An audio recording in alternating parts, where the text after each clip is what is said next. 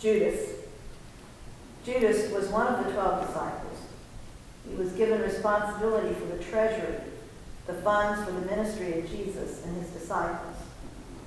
We see Judas as crafty and greedy, and yet also confused and despairing at the end. From the Gospel of Matthew, the 26th chapter. While Jesus was still speaking, Judas, one of the 12, arrived.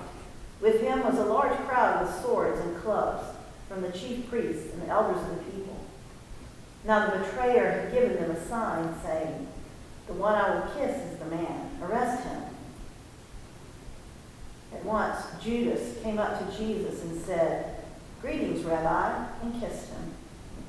Jesus said to him, "Friend, do what you were here to do."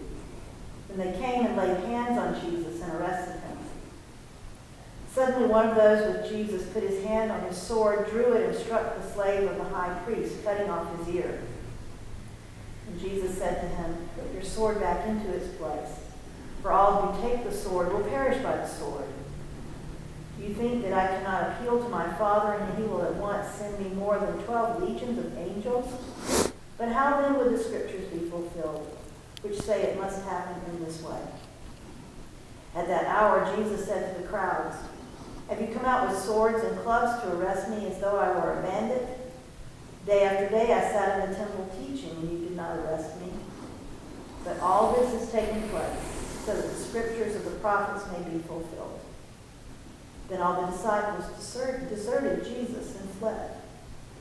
Those who had arrested Jesus took him to Caiaphas the high priest, in whose house the scribes and the elders had gathered.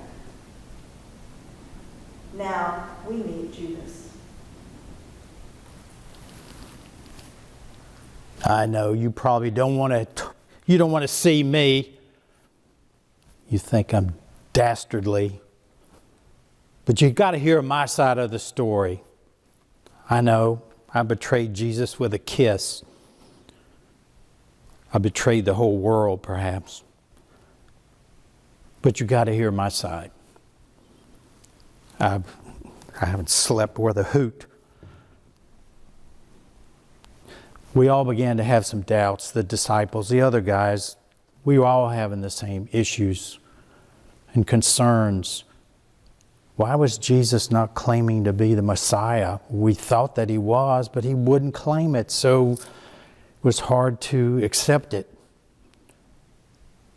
It was that night, though, when we went to Mary and Beth. Well, we were at Simon the leper. We were at his house, and Mary came out with some perfume, expensive perfume, and anointed Jesus' head, and then went down to his feet and anointed them, and then she took her hair and wiped it away. I mean, what was she thinking? Nobody protested. Jesus just sat there and let it happen without saying a word. So I yelled out. I thought it was time. What are we doing? This money, we could use it. We could use it for the poor, to feed the poor. But I was also not helping the poor, because many times I was taking some of the money myself for my own personal use. But regardless, that doesn't really matter. Jesus was very confusing to us. His intellect was so amazing. Things he said, sometimes we understood it, sometimes we didn't. We walked away not understanding. Shortly after that supper at Simon's, I saw one of the priests, and he kind of sensed what was going on when he asked, "What's up? You don't look like you've been sleeping well." I said, "I'm really concerned about Jesus. You know, I think he's really the Messiah, but he won't claim it."